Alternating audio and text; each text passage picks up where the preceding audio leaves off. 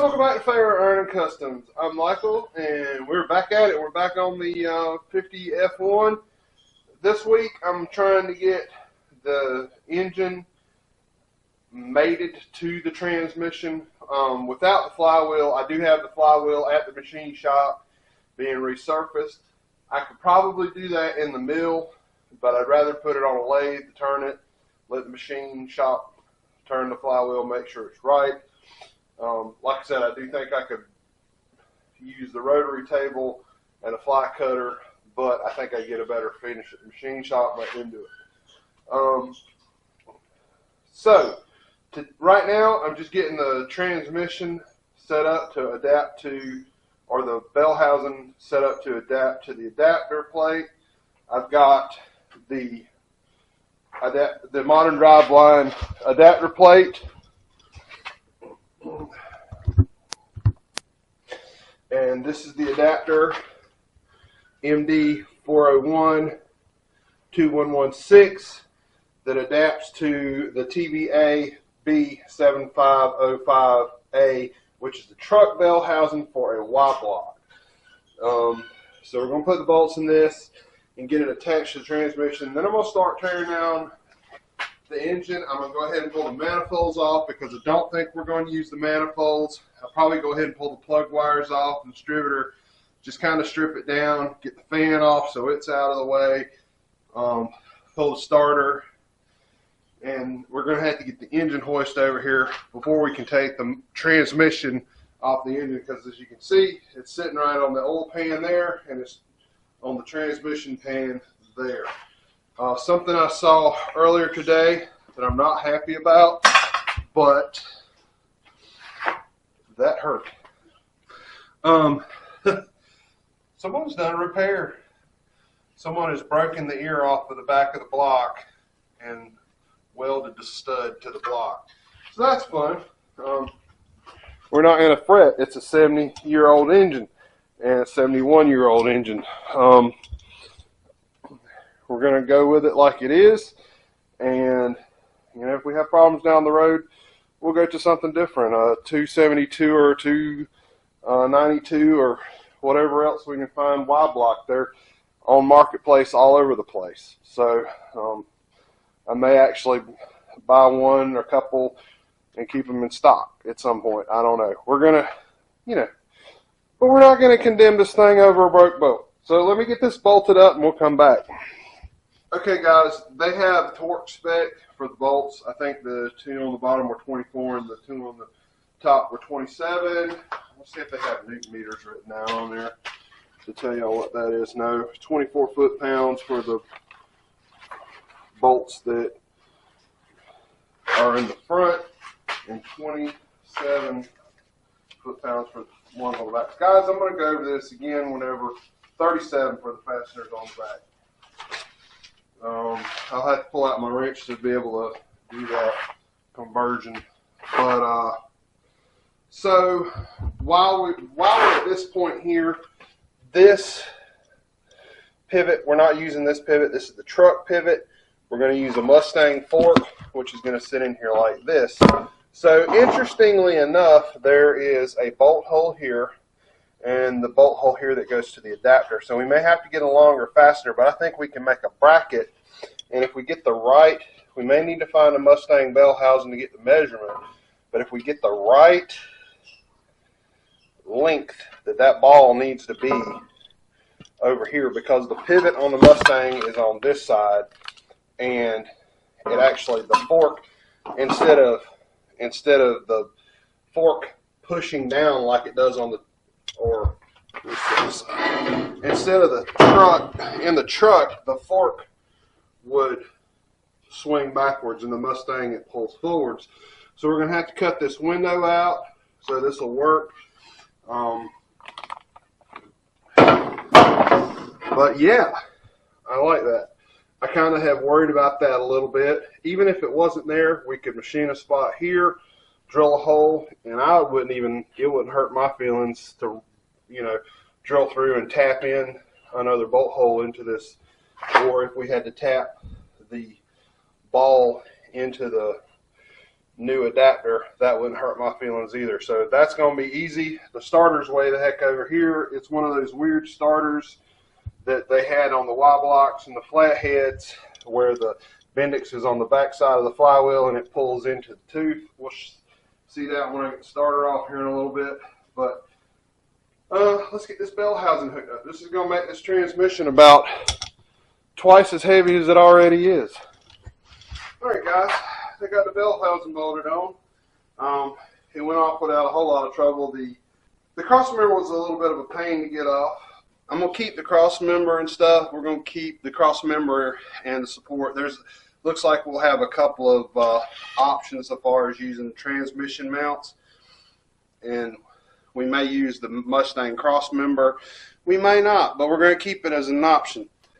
I'm going to start by pulling the starter. We got a whole handful of swivel sockets.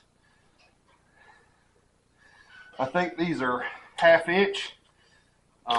Standard 1/2 inch is what the head is. The threads are 5/16 by 18, I believe. This is what a 5/16 bolt is. I mean a bolt with a 1/2 inch head, 5/16, 18, I believe. All right. Here's that style starter I'm talking about. The flathead has one the same way. Instead of it kicking a Bendix out into the flywheel, it pulls into the flywheel when the engine's spinning. And this is just, you know, it's old school stuff. It's the way Ford used to do things. So while we're down here, I don't know if you can see, I got the light shining, but I'm in the way. We can see, I'm not sure if that's torque converter bolts or not. Okay guys, I got the bolts out. There's 6 torque converter bolts that hold the converter to the flex plate, and this flex plate is weird. When we get ready to pull it out, we'll be able to see it, and we may be able to use these bolts in the manual flywheel, because this is about 3/8 of an inch thick, and that's about the thickness of the manual flywheel. But you can see these little tabs right here. So there's 3 on each side. That's what holds the flex plate to the flywheel. If you take all these bolts out of this flywheel, the flywheel will split in half and all the fluid will dump out of it. This flywheel can be taken apart. I've actually heard the guys on the ham, or read talking about, or maybe it was not the ham, it was one of the forums where they were talking about changing the stall speed on the converter. So let me get up. I'm probably going to go and pull this motor mount off while I'm down here. And look at this.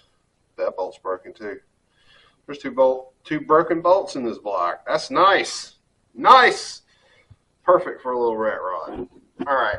Let me, so the studs that run through the flex plate, you have to pull them out from the inside. I expect to put that back in, especially with my old fingers. That will be a pain in the butt. But I'm sure there's probably, you know, like you'll have a magnet or something, you can pull it in there. But once you get it in, it locks into place. It's got this little half round on it that holds it. So anyway, let me, I'll be back in just a minute.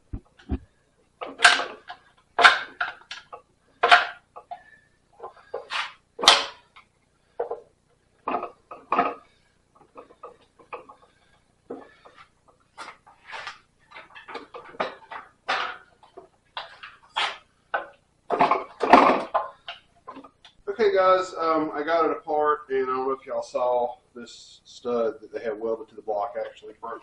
This is all the weld that was holding it right here. So what I think I'm going to do about this is I think I'm actually going to chop probably like a section like a little bit out. There's a divot right there. I want to make a bracket to go in here, and then I will weld something to the block. Guys, you know, if we don't do something to fix it, it's, you know, scrap anyway. So, and I don't there's already a little indentation right there. I think if I put a hole there and build me a bracket to come here and just let it run down the edge, weld it, weld it with some nickel rods, I think it'll be fine. We're going to do something very similar here. It's going to be okay because it's what we got, what we're going to run with. So anyway, I did get the flywheel turned. I got it back today. I don't know if y'all can see it. You can see some of the hard spots in it, some of the checks. But guys, these flywheels are not available anywhere that I've been able to find. So we've got to run with that. I'm going to have to come back at a later date and drill this to fit the Mustang pattern pressure plate. And right now we're going to get the transmission bolted to it. I hope to get it sitting in today, but I'm going to go on and tell you that we're going to have to cut a substantial amount of the firewall out for it to even go in there. Alright guys, we're at a stopping point. The bolts that I have that came out of the automatic are not long enough to fit the truck transmission. The dowel pins, I found out why the studs are broken out of the block on this thing. Somebody had to pull the transmission out and use the studs to pull the transmission back on the block. We had a horrible time getting it off. I ended up having to ream the holes for the lineup dials and still broke the one on the right side trying to get it on. But I'm not too worried about that. I'm probably going to just weld it back and not worry about it. Either that or we'll look for another bell housing. If I can find another bell housing for as cheap as I bought that one, we'll just buy another truck bell housing and be done. But we will have to ream the holes out big enough to fit those dials. I've never run into dials, motor to transmission dial pins, that were so tight that the transmission wouldn't slide over them. And I could still work on the one over on the right side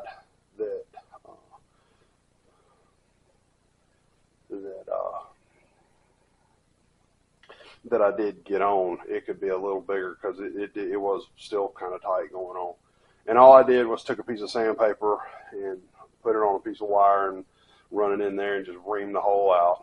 Just take us a little bit out at a time because it's like a few thousandths too small. Anyway, my voice is going again, so like I said, I'm done for the day. I'm going to get some longer bolts tomorrow. Alright guys, it's going to be another short video this week. I had some stuff come up at work. I worked late one day, and Glenn and I were working on the cement mixer for Saturday. So I'm hoping I'll have y'all a video next week. Hopefully we'll have the engine back in the truck, and start working on that. But I've only got a day or two, maybe Sunday at the most, to work on that because I got some stuff coming up next week that's going to keep me from getting out to the shop. So if I don't see you next week, I'll see you the following week. Everybody have a good rest of the week.